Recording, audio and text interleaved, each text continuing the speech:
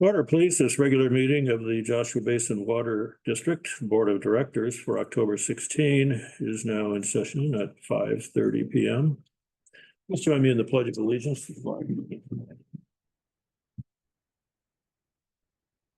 I pledge allegiance to the flag of the United States of America and to the republic for which it stands, one nation, under God, indivisible, with liberty and justice for all.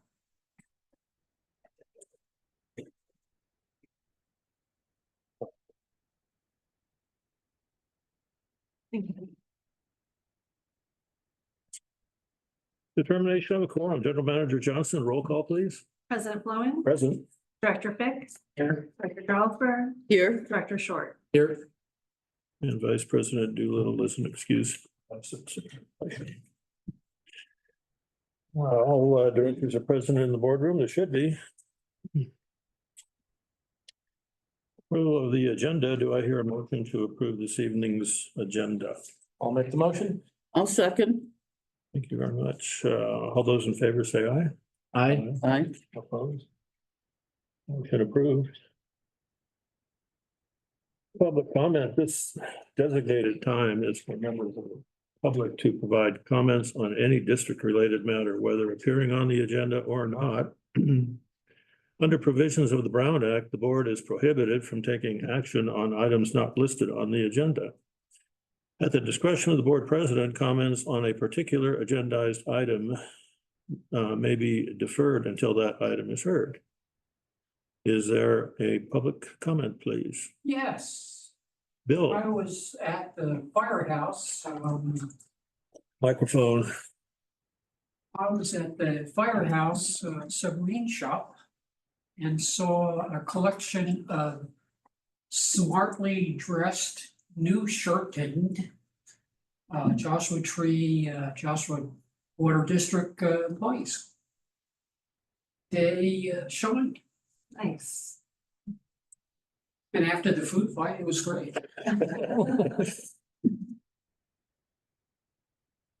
Thanks, Bill. Anything else? Hearing none, public comment time is now closed. General Manager Johnson, do we have any other communications for public comment? None to my knowledge. Thank you. Consent calendar items are expected to be routine and non-controversial to be acted upon by the board at one time without discussion. If a board member would like to have an item handled separately, it will be removed from the consent agenda for separate action. On the consent calendar, we have the draft minutes of the board meeting of October 2 and the check register for August of 2024. Would anybody like to have something removed from the consent calendar?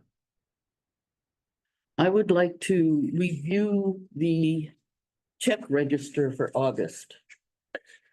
Very well, the check register for August. Is there a motion to approve the consent calendar with only the draft minutes of the board meeting of October 2? I'll make the motion. Second, please. I'll second. Thank you. Those in favor say aye. Aye. Opposed? Motion carried. So item number 6 on the agenda is now the check register for August of 2024. Director Charlesburg.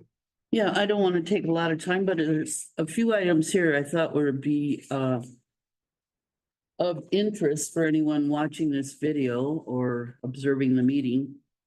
Right off the top on page 7, I just wanted to note the ACWA JPIA, kind of what they're there for, what service they provide for us. I mean, there's a little bit of a chunk of money there. I just wondered if you could explain a little bit. That's our health benefits for the district employees. And property insurance? They do, all of our insurance is through Aqua JPIA, but this one here looks to be as our employee health benefits. Well, there's also property insurance. Below it, oh yes, you're right. Yeah, Yes. which I didn't realize that we did that through JPIA, so. Oh, yes, yeah, we have our liability, our property, workers' comp, health insurance, all of our insurance is through JPIA. This is, the property insurance is, annual, obviously. But is it for the total property here, or is it just, I mean, what area does it cover? Well, it's, obviously, there's a policy that goes along with it. It has various stipulations and exceptions. We cover all of the, or we make an attempt to report all of the assets that the district has. So this is something Oh, that it's a project that needs to be undertaken as well, just to get all of those district assets cleaned up. But we report any new assets. We try to remove any assets that we surplus. And, you know, there are deductibles just like any insurance policy. So I can give you more specifics, you know, if we want to get into that. not tonight, but, yeah, well, that's interesting. And I was just thinking land or buildings, but obviously assets too, so that makes sense. Yes, yeah. Okay, and then for you to get it together as to what's covered under that insurance is a task. It's a big task. Yeah. It's a big task to keep track of all of that. And some assets, it's interesting, some assets are not covered, such as main lines because they're in the ground.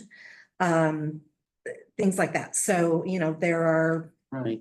specific exclusions.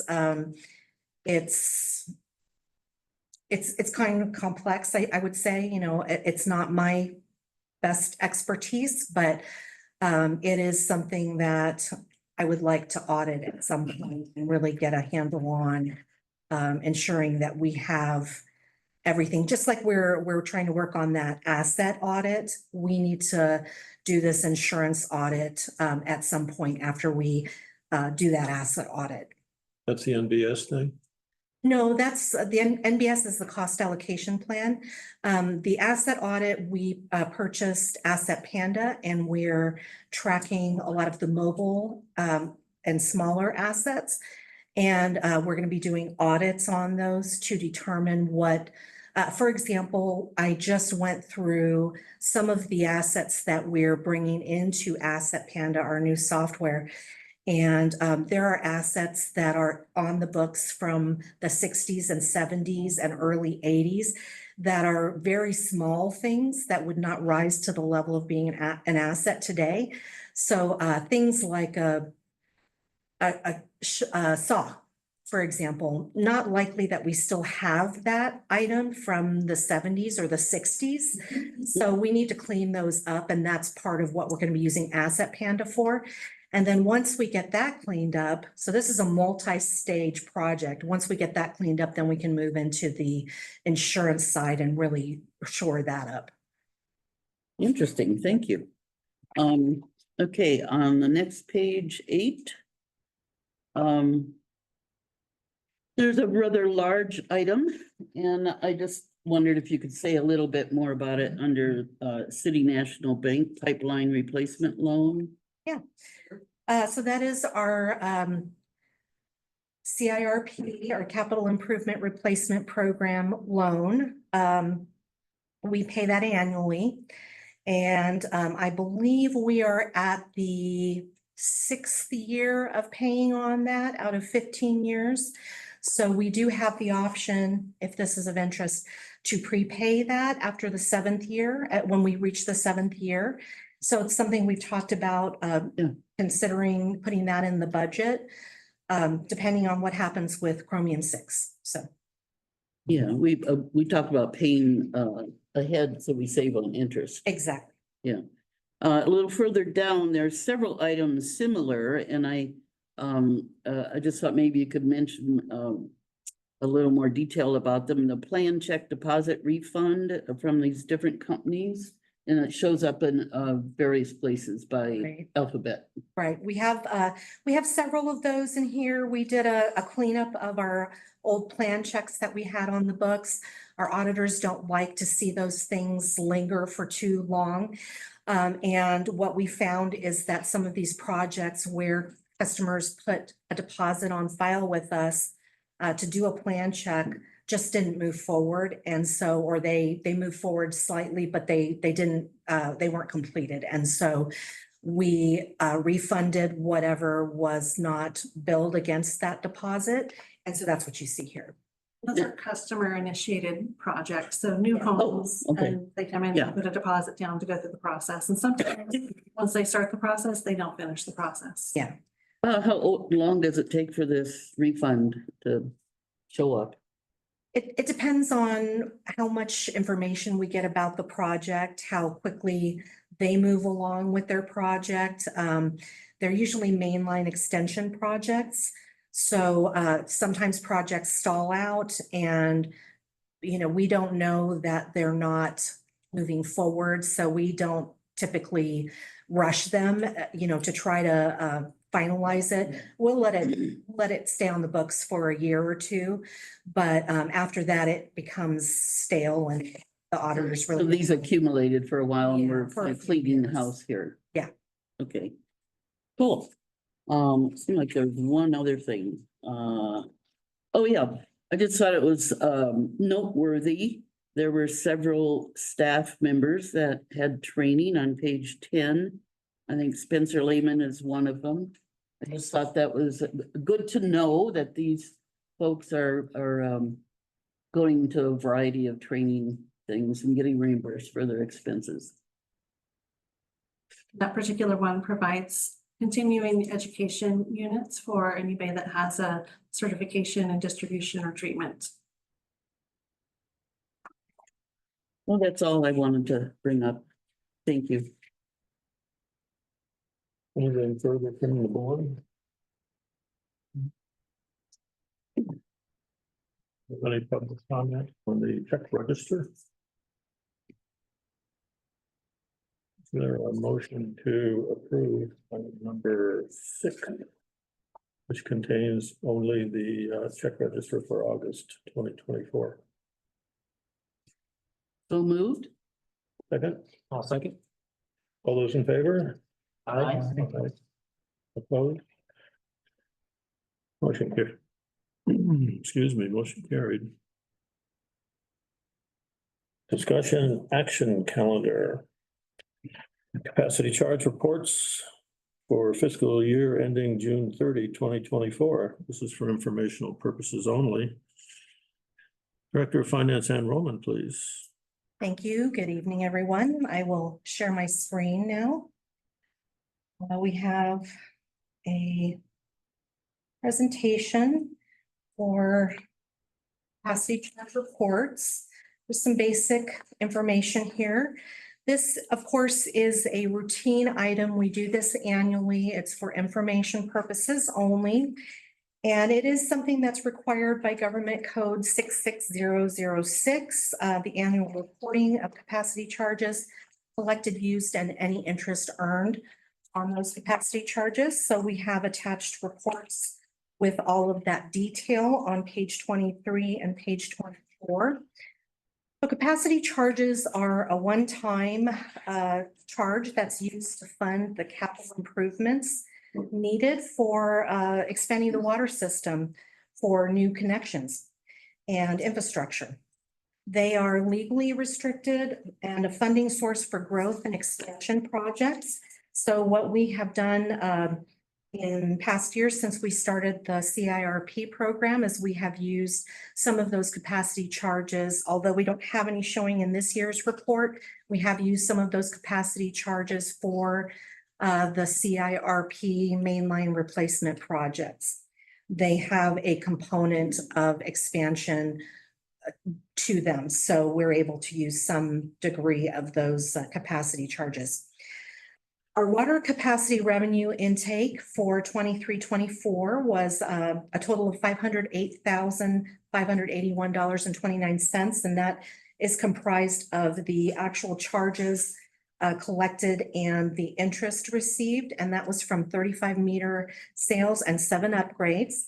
And you can see that correlates to pages 22 and 23 of your packet.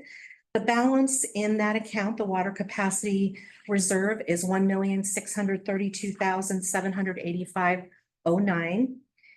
And on that was page 23 and page 24, the wastewater capacity revenue intake was 398,147.34, which is comprised of 306,779.47, plus the $91,367.87 in interest. That was from 28 meter sales and 4 upgrades, including those specified above. So within the 35 meter sales and 7 upgrades, 28 of those were within the wastewater capacity area, and 4 of the upgrades were within the wastewater capacity area. The balance in the wastewater capacity reserve stands at $2,572,392.87. And that includes $81,000, $81,435.47 to be exact, received from High Desert Medical Center on their note receivable, which currently has a balance of $149,220.90. That means they have about 2 payments remaining on that note. We also have for you on page 25 and 26 some historical information that might be of interest. But before we go there, maybe I should ask for questions on pages 23 and 24. How about on 22? Mhm. I just kind of curious about capacity. This I'm reading just in the top of the second paragraph here. Capacity charges are one-time charges used to fund capital improvements needed for expanding the water system. And then I kind of noticed 1, 2, 3, 4, and the 5th paragraph, that's second from the bottom, mentioning this wastewater capacity fund. And so my question, which I think I already know the answer to, but I'm curious, is doing wastewater construction and all that stuff, is that considered expanding the water system to where you can take the money from one into the other at some point? We could, yes. And we actually used several years back when we did some work on the wastewater strategy. I think we used a little bit of the capacity, the wastewater capacity charges for that. That was permissible. And certainly for any pre-construction or construction, it would be permissible to use the wastewater capacity charges for that. That's a big deal. That's a really big deal. That's, wow. Yeah. Excellent. Yeah. Savor the good news for a moment that I thought we had up there. Thank you. Anything, anyone else? I just quick question. Please? The HDMC, High Desert Medical Center, Mhm. does this mean that they're very close to finishing their payments? Yes, correct. About 2 more years of payments, it looks like. Oh, years, okay. Yeah, we bill them annually. That closely. Yeah, we bill them annually for that capacity, wastewater capacity payment. And it's 70 something, 70 to 80,000 a year. So that balance would say that it's about 2 more years that they have Okay. to pay on that. And then what is that for? What was that? So that was when when the wastewater treatment facility was constructed at the hospital. What year was that? Well, I think it was a 15-year note. Okay. So yeah, so it was 2008, 9, something like that. And we did, because our rules and regs allow us to, under certain circumstances with a high capacity payment like that, allow us to finance that for another, especially for, at that time, I think it was considered to be another government agency. And there are stipulations in the rules and regs that allow us to set up a note receivable like that. And so that's what was done, and they pay on that annually. And they pay us, we'll talk about this a little bit in the later report, but they pay us interest on that too. So we calculate interest based on the LAIF interest rates. And so you'll see that I've included that in the LAIF interest that we've earned, even though it wasn't earned directly from LAIF, it was earned by financing the note for High Desert Medical Center. Okay, thank you. Any other questions on those pages? That's the mandatory reporting on pages 23 and 24. And then we have some supplemental items for you on pages 25 and 26. Just historical capacity charges. You know, we've had questions about these in the past. I think it's interesting to see the trends here. We are certainly seeing the developments with selling new meters going down. But you can see if we look back to 16, 17 or 17, 18, we're still far above that in terms of what we're collecting in capacity charges and also in the number of meters that we're selling. So in 16, 17, we sold 14 meters compared to 23, 24, we sold 35 meters. And many more are being purchased within the wastewater capacity area. So that's interesting, not as selective, customers not being as selective perhaps about avoiding the wastewater capacity or wastewater area. So any questions on the historical information provided?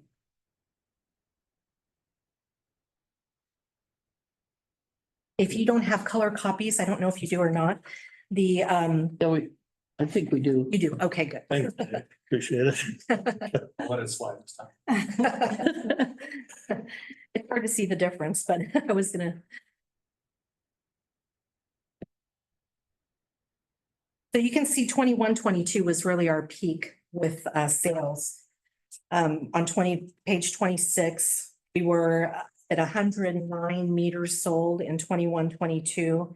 And it's since dropped down to 58 in the subsequent year and 35. So it's definitely slowing down, but it is still significantly more activity than, you know, almost 10 years ago. So.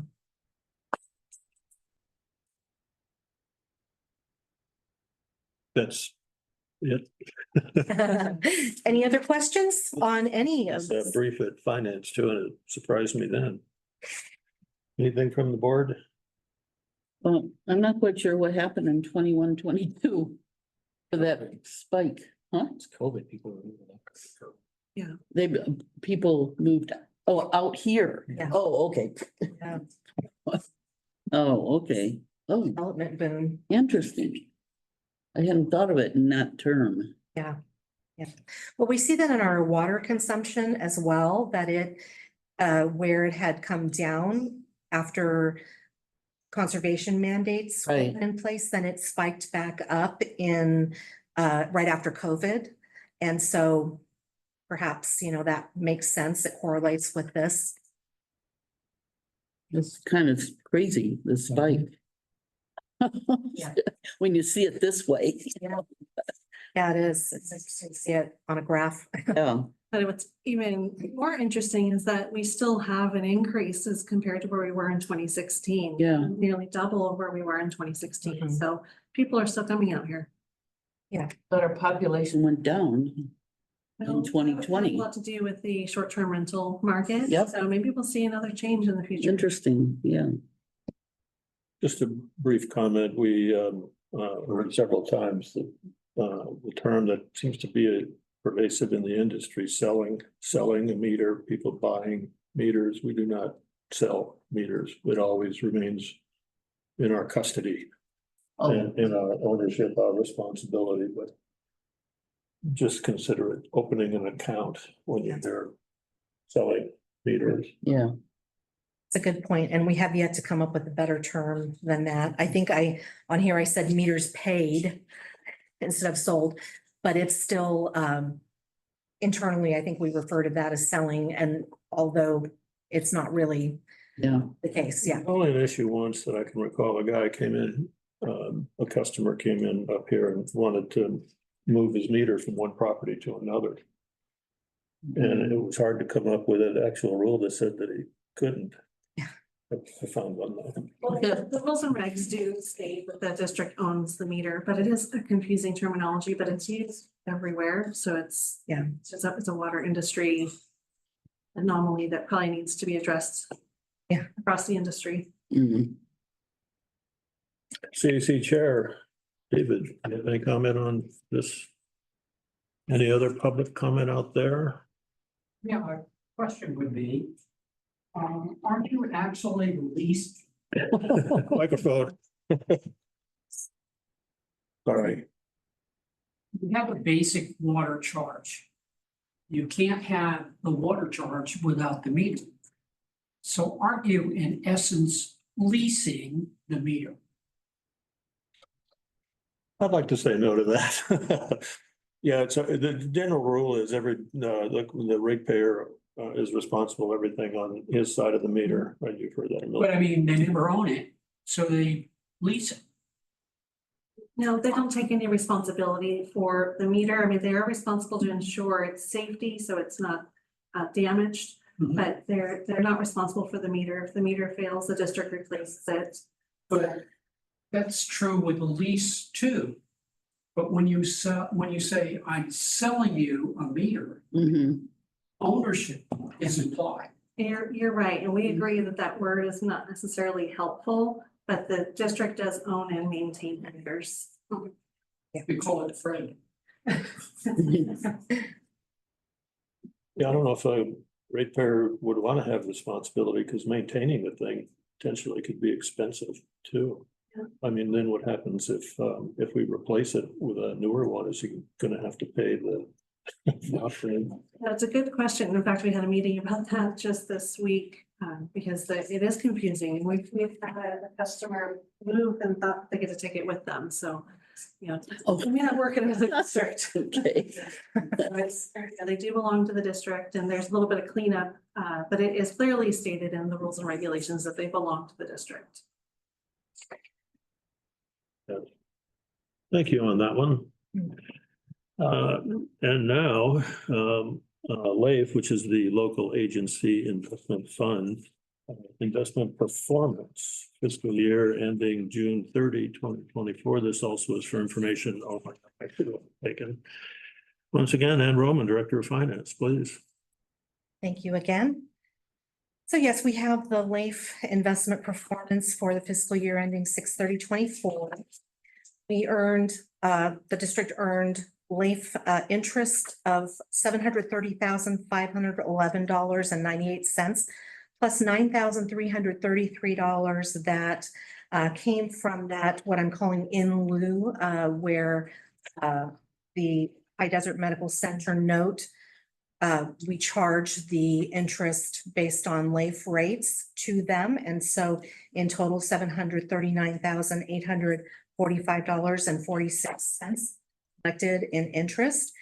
And that is a record earning compared with a low of $36,623 in 2015-16. And of course, that was because of higher rates, but also because of higher balances. The interest rate during this fiscal year fluctuated between 3.59% and 4.55%. And that correlates with page 27 and 28 on in your packet. If you look at page 28, all of the detail is there showing each of the funds that are have the interest restricted, all the legally restricted funds. So water capacity, wastewater capacity, and the CMM funds are all legally restricted funds. And so those interest earnings are allocated to those funds. And so all that detail is there based on quarter, which is how we receive the LAIF interest on a quarterly basis. And of course, I did want to mention again that next month we'll have additional information forthcoming for options to invest in something to supplement LAIF. So any questions on this? This is just for informational purposes, an annual report that I do to keep the board in touch with the investment earnings. Anything from the board? Well, I just want to, for folks that are listening in, CMM means, Copper Mountain Mesa Assessment District, yes. Could you describe for me what a cash flow reserve fund is, please? So the cash flow reserve fund is our one of our board designated reserves that we use to supplement what is in a fund at the US Bank. So US Bank has a small deposit that we write checks out of. And we try to keep that at a very low balance because of the FDIC insurance. And of course, the remainder, anything above the FDIC 250,000 in the US Bank deposit account is collateralized, and we'll talk about that in the next topic. But what we do then from the LAIF account, the cash flow fund is what we not only use that to have reserves to cover 3 months of operating expenses. We also use that to balance the bill paying needs. So that is the reserve that you'll see fluctuate the most. I don't know if that answers your question. I'm going to have next month reserve transfers, and I'll once again have the map showing how all of those funds relate to each other because it gets confusing. There are 2 physical bank accounts with US Bank. There's a general fund with US Bank and a payroll fund. And then we have one physical account with LAIF that has virtual funds within it, and cash flow is one of them. And all of the specific funds like the Equipment and Technology Fund and the Reports and Studies Fund are virtual funds within that LAIF, that physical LAIF account. So I know it gets confusing there. Yeah, well, we're going to talk more about this, but the way I think about it now is that LAIF is our savings account, and then US Bank is our checking account. Yes. And so when you, because we're limited to that 250, if you anticipate something larger, then you accommodate it Right. like that. Out of LAIF, yeah. Yes, you're correct. That's correct. It's LAIF would be a savings. We cannot write checks directly out of LAIF. We have to transfer from LAIF to the US Bank checking account in order to pay bills. So, and at the same time, if we have deposits that come into our US Bank account that put us, at a balance that exceeds that 250, we then transfer that back to LAIF so that we can earn more interest on that because the US Bank accounts don't earn much. So Checking accounts don't earn much interest, never have. Anything further from the board? Have any public comment on this? David is shaking his head no.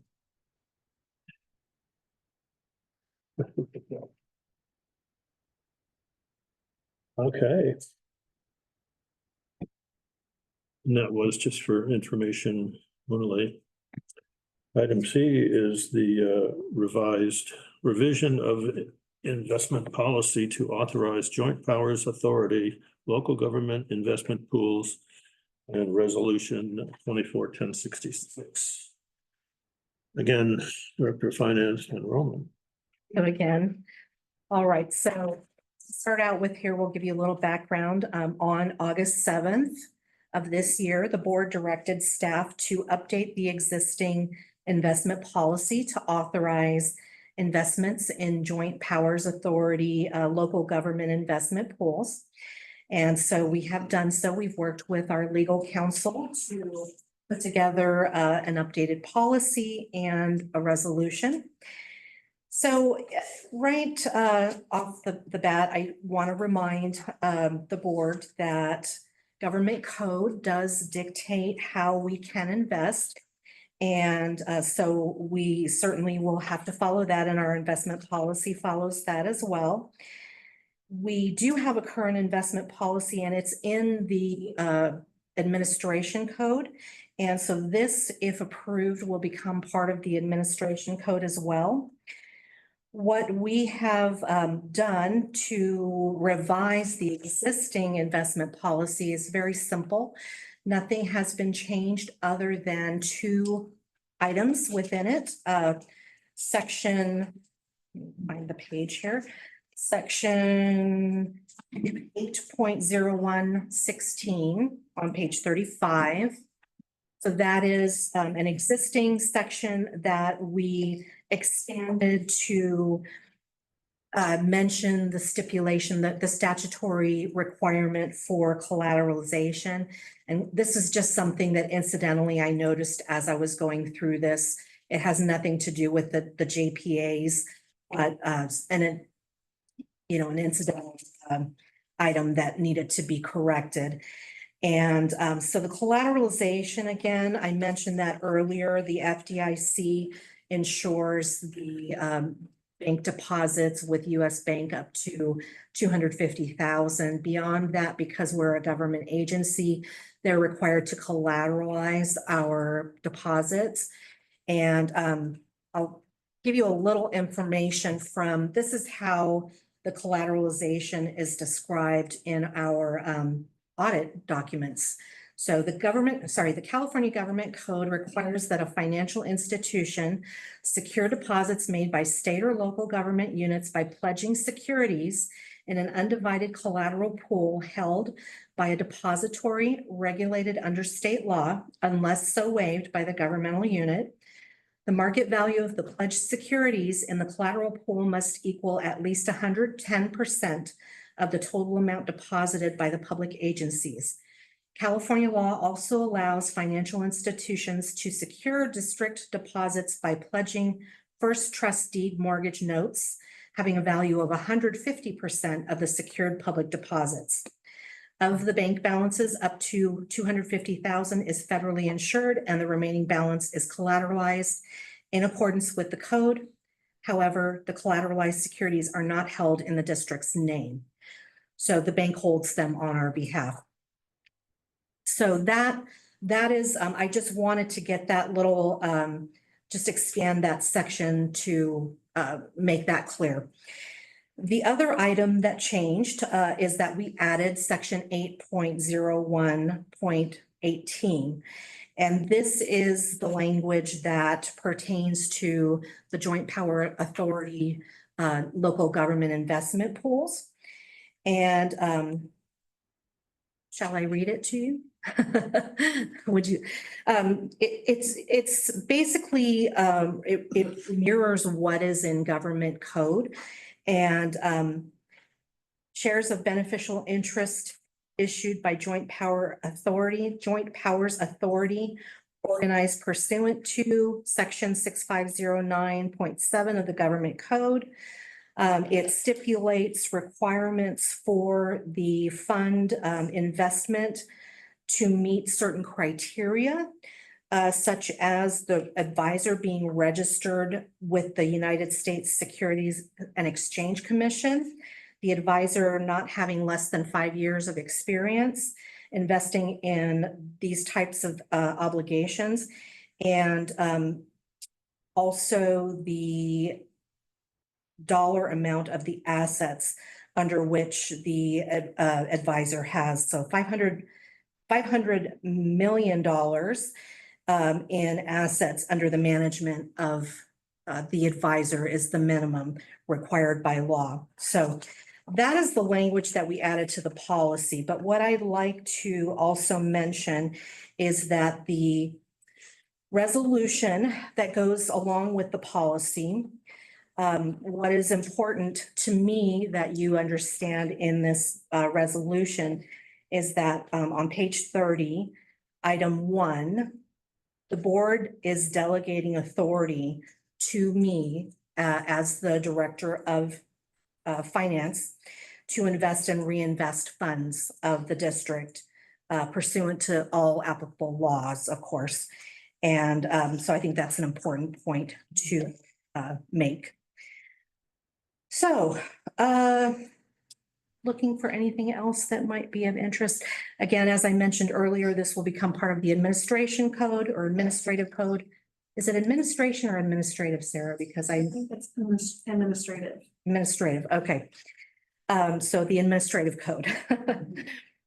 So with that, I'd be happy to take any questions that you may have about the report, the resolution, or the policy. From the board, anything?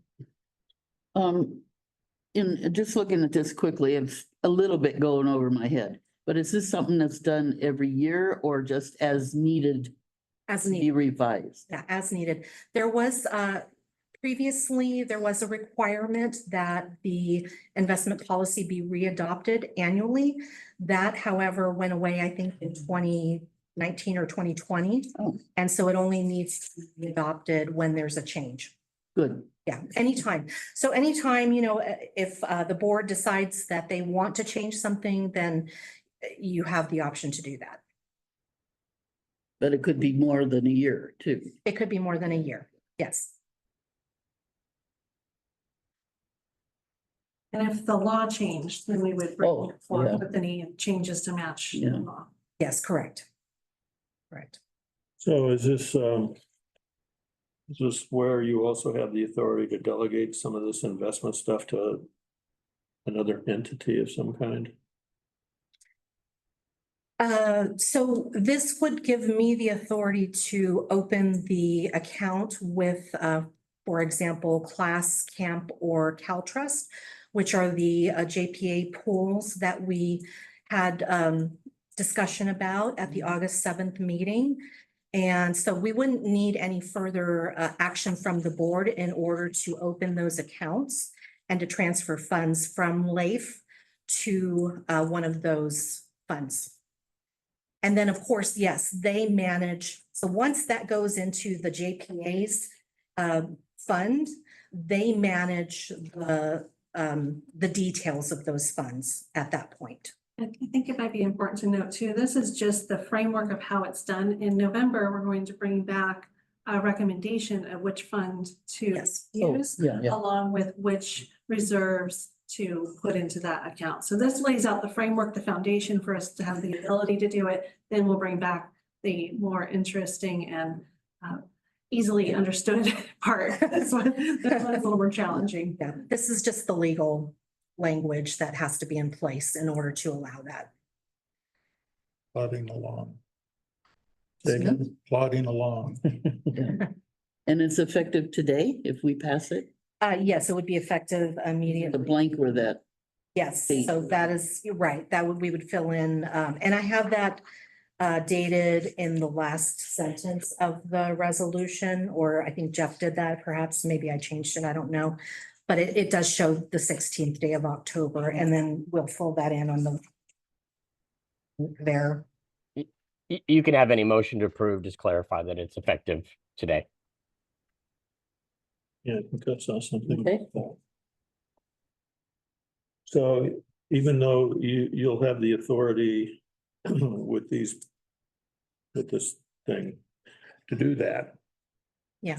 We're gonna hear a presentation Yes.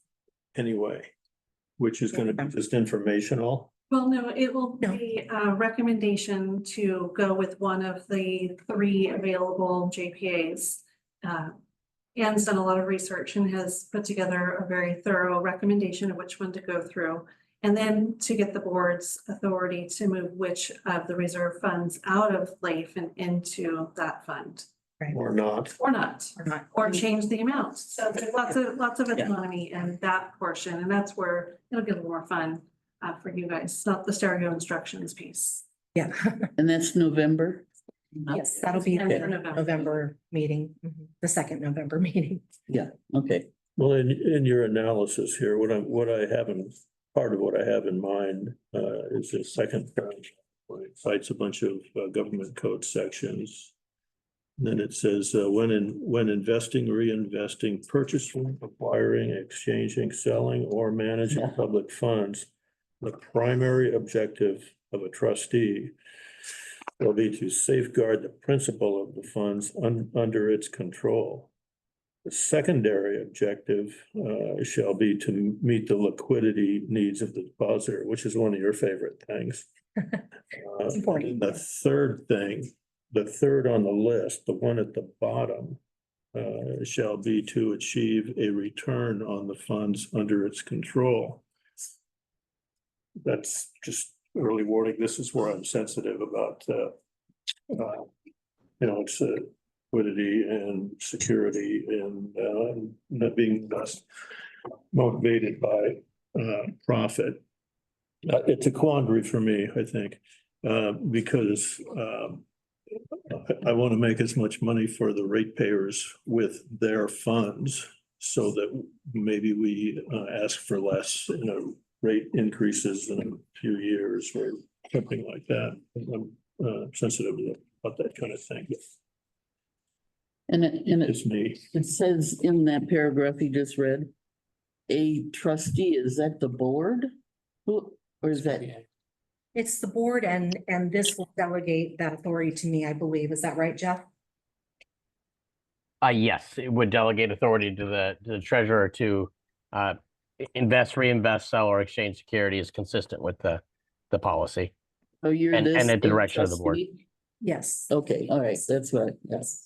And this doesn't obligate us to change anything. We, when we bring the investment pools, part 2 back in November, if, if the board decides not to move forward with, any changes, then we certainly don't have to do that. This doesn't obligate us to do that. That's correct. If you brought that policy back and wanted to invest in the JPAs in November, under the current policy, you couldn't do it. But under this policy, as allowed by the government code, you would then have that option if you choose to take it. Or thereafter too. Yeah, Right. Correct. okay, cool. Okay, anything further from the board? Public comment? Citizens Advisory Chair David Carrillo, anything on this? I would say, President Floyd, I would say it's good to have options. It is. Yes. So, that's why it's hard. Yeah, exactly. Thank you. Yeah, the crazy thing is, we're not here to make money, but we have to be good stewards of what we have. So I think that would just give us the ability to make wise choices. Thank you. And we're not breaking new ground here. Everybody does these Right. investment things with other people. Yeah. Large ones and the small ones too. Okay.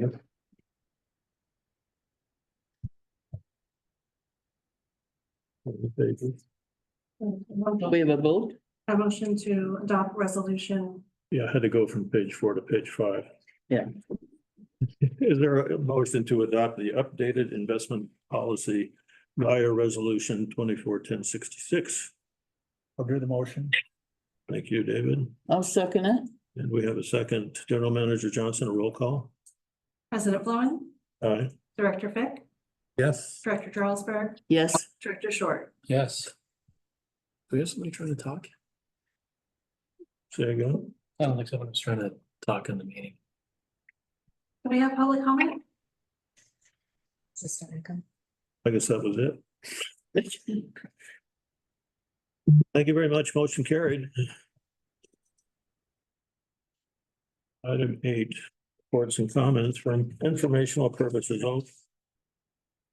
For informational purposes only on subjects not covered by the agenda. The opinions of individual directors are not necessarily the opinions of the board or the staff. No action will be taken. The board may provide staff with requests for future agenda. Director reports. Director Fick. I attended remotely a Mojave Water Agency meeting.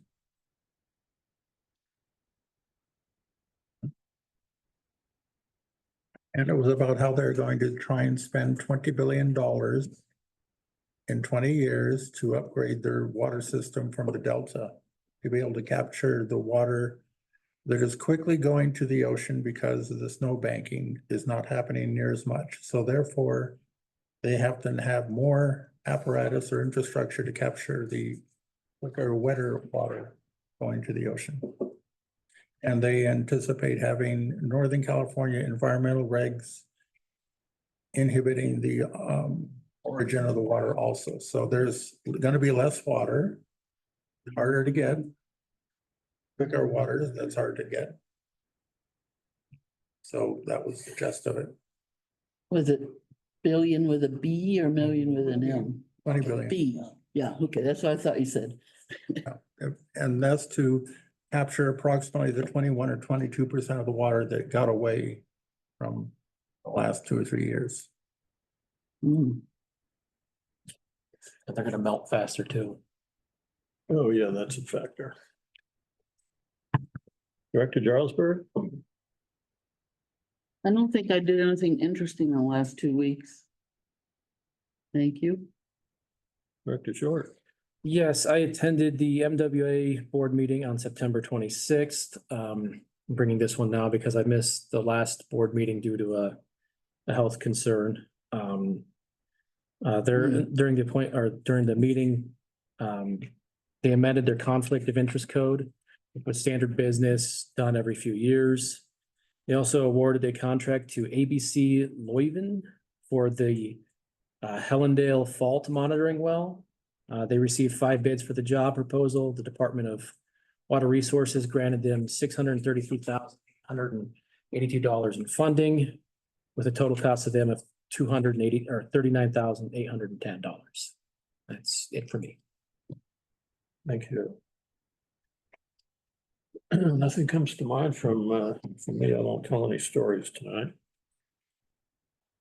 And the manager's report.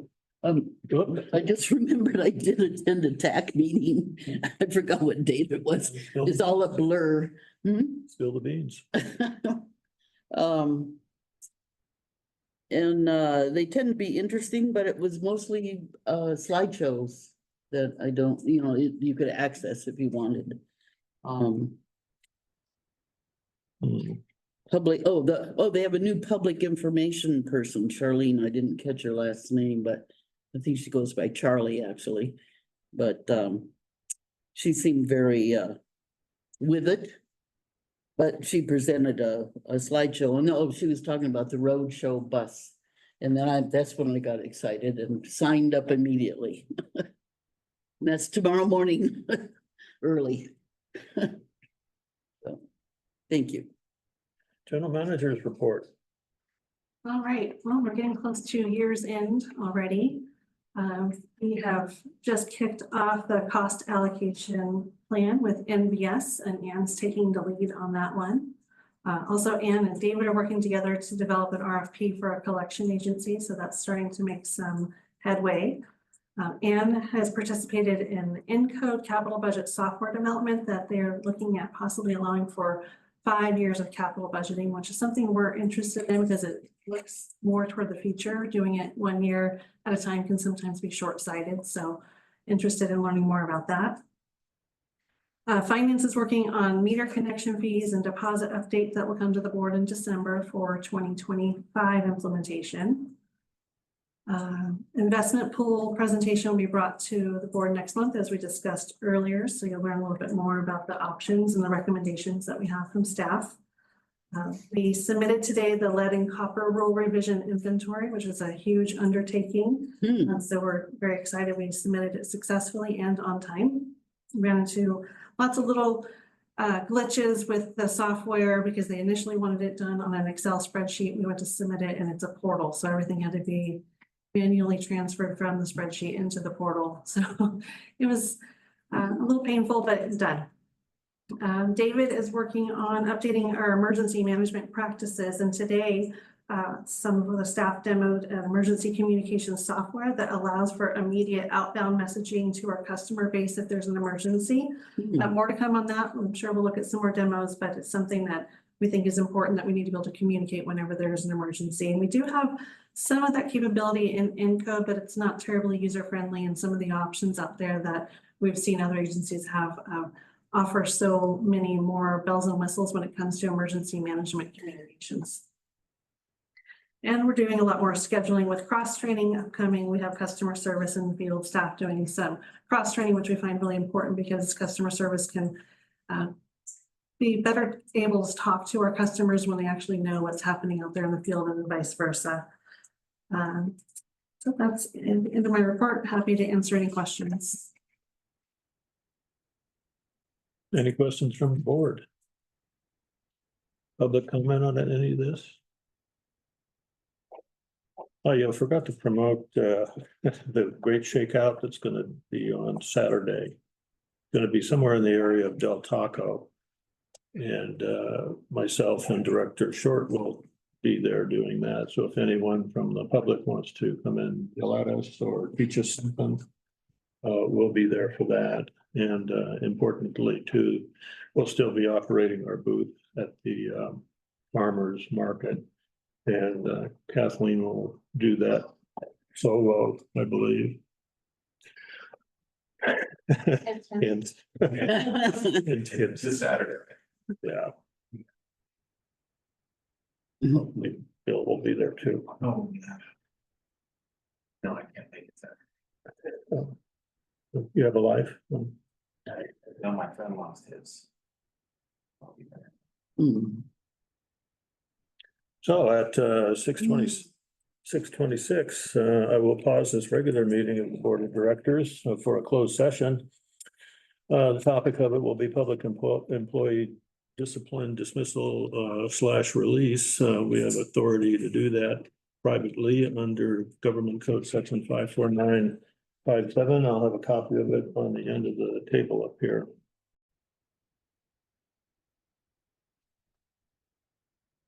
The boardroom is muted, just, oh, there you go.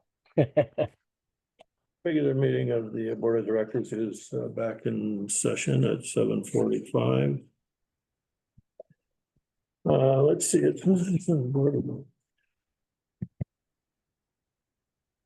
Attorney Jeff, do you have a report out for us? Yes, I'm happy to do so. The board met in closed session on item 9 as agendized, public employee discipline dismissal release. The board took no reportable action, but we did want to clarify to address rumors that this was not relating to the general manager. So just wanted to report that as well. Thank you very much. Is there a motion to adjourn? I'll make the motion. Thank you. A second? Second. Thank you very much. Meeting is adjourned. Thank you. I'll have a good evening. Bye. Thanks, Jeff.